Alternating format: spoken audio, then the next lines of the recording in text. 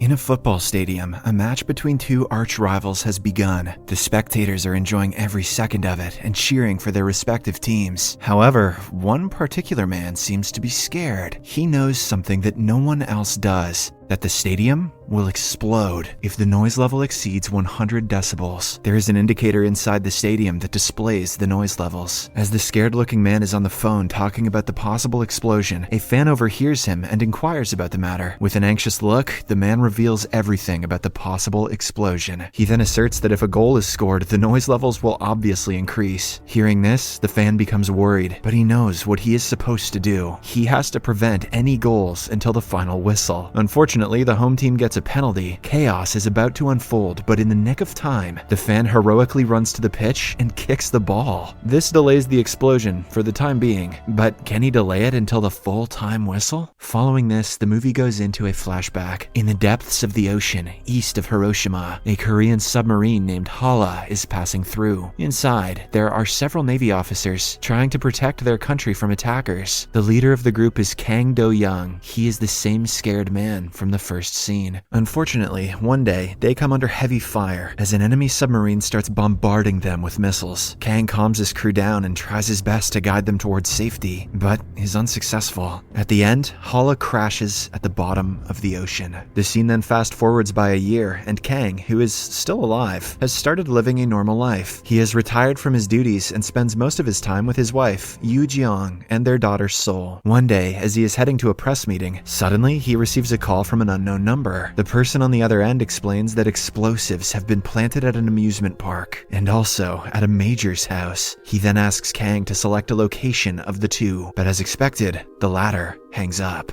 Following this, Kang attends the press meeting, where he is asked about the submarine disaster that killed many crew members. One of the reporters even asks Kang if he did anything to help the situation at all. However, he does not answer any of them and remains silent. Now that's how you do a press conference. Next, the major receives a parcel at his home, and on opening it, he finds a bomb inside. At the same time, another bomb is found at the amusement park, as mentioned by the anonymous caller. Sadly, before the major can react, the bomb explodes, leaving his whole family injured. In the next scene, Kang's wife, Yoo Jeong, receives a call, informing her to arrive at the amusement park as soon as possible. Right then, the bomber calls Kang and orders him to install an app on his phone. He explains that the app will block all other calls and messages apart from his. Kang obviously thinks the entire thing is BS and refuses to comply. But when the caller threatens to detonate the next bomb, he hurriedly installs the app. As soon as he installs the app, he receives the next location, which is going to be bombed. To Kang's horror, it is the city's largest football stadium, Asiatic Main Arena. Before hanging up, the bomber warns Kang against informing the police and gives him 60 minutes to save the people in the stadium. Kang wastes no time and rushes to the Asiatic Main Arena, where a club football match is being held. He goes inside the stadium and immediately starts panicking after noticing the sheer number of spectators there. Moreover, finding a tiny bomb inside this time frame is also virtually impossible. Just then, the bomber calls Kang and gives him some instructions.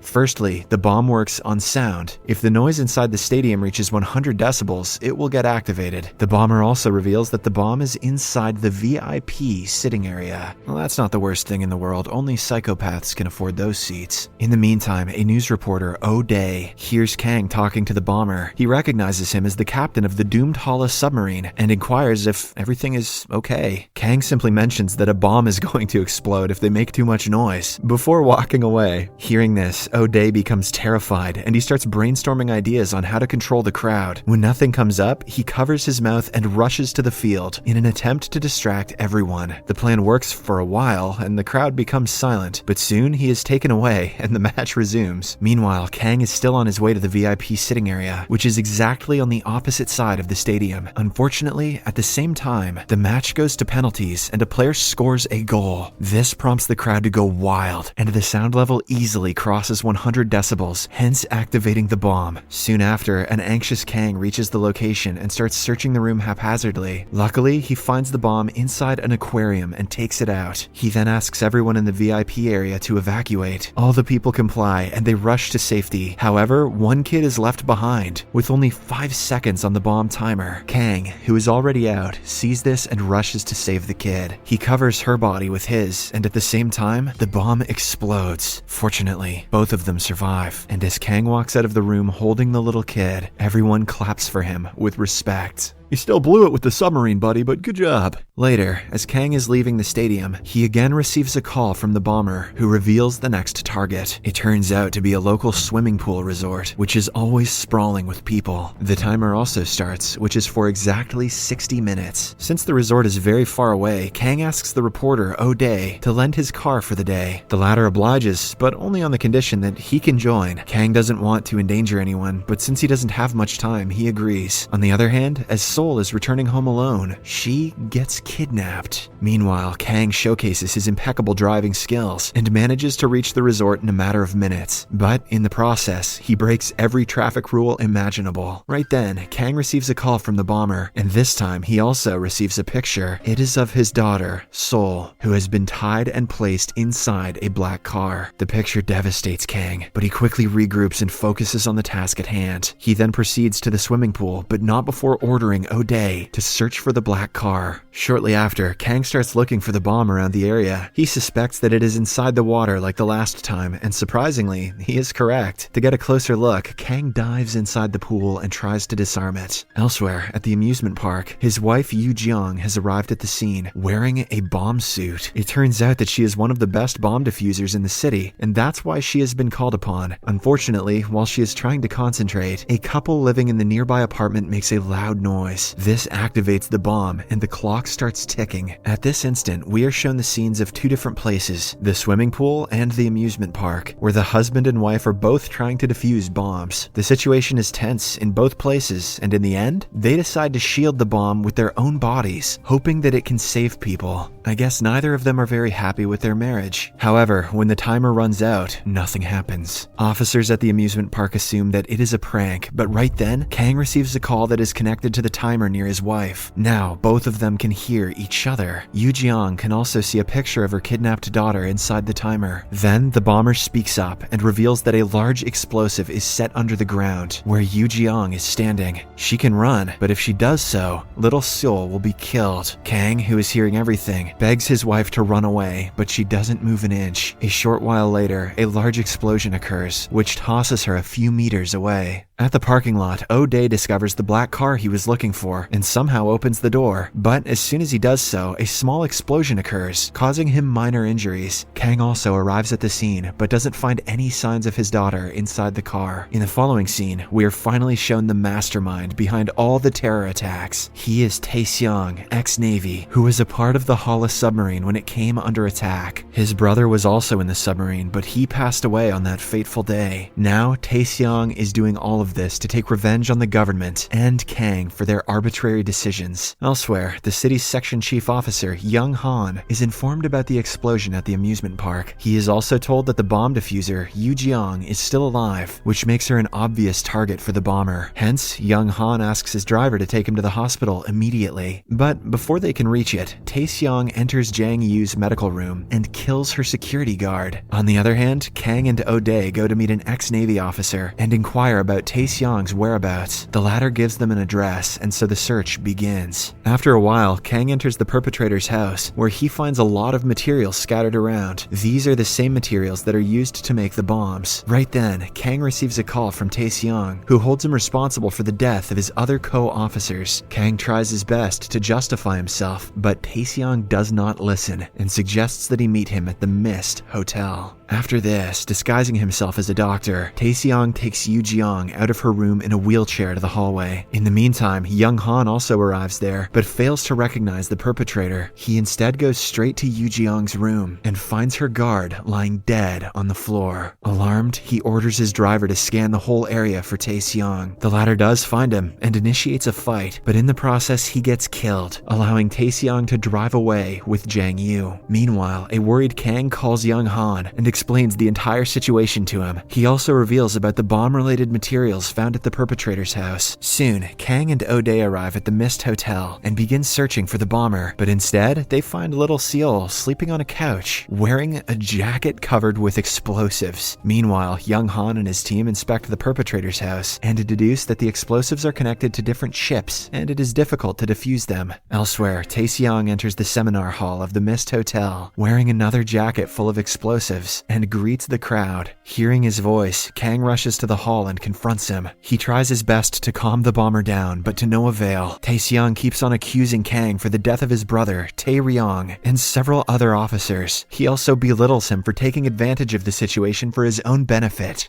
Following this, we are taken into a flashback. It has been 11 days since Hala has been stuck at the bottom of the ocean. Tae-ryong can be seen talking to his brother and mentioning that he has full faith in Captain Kang and his ability to save them. Right then, Kang receives a telegram message from the headquarters stating that it will take around 15 days for help to arrive. With only 19% oxygen left in the submarine, the Navy officers start to panic. Hence, to control the situation and save as many officers as possible, Kang comes up with a plan. He cuts a string into different lengths and informs the officers that whoever gets the longest length of string will survive, and the others will have to sacrifice themselves. One by one, the officers start pulling the strings from Kang's hand and let fate decide their survival. Tae-seong gets a longer string while his brother Tae-ryong pulls a shorter one. Devastated, Tae-seong tries to protest against the captain, but he is pushed away. Then, right before his eyes, Tae-ryong and the others who got shorter strings are forced to leave the place. Back to the present, Tae-seong tells Kang that his wife is trapped inside a car parked outside the hotel. Now he only has 3 minutes to save both his daughter and wife. He also mentions that Kang needs to take the jacket he is wearing near both to disable the timers. With the clock ticking by, Tae-seong makes the situation even more difficult by attacking Kang. The two go back and forth for a while, but in the end, young Han arrives and shoots Tae-seong dead. Following this, with only about 90 seconds left, Kang jumps from the top floor of the Mist Hotel and manages to reach his wife. He then defuses the bomb in the nick of time and saves her. But by this time, only 23 seconds are left on the timer. So, without caring about anything else, he drives the car inside the building and finally reaches his daughter. He then gets out of the car and defuses the bomb right before it explodes. In the last scene, Kang accepts his mistake and takes responsibility for the dead officers in front of the media. He mentions that the incident happened because of his silly decisions and that he should have acted more wisely. The movie ends with Kang visiting the tombstones of the deceased soldiers and giving them his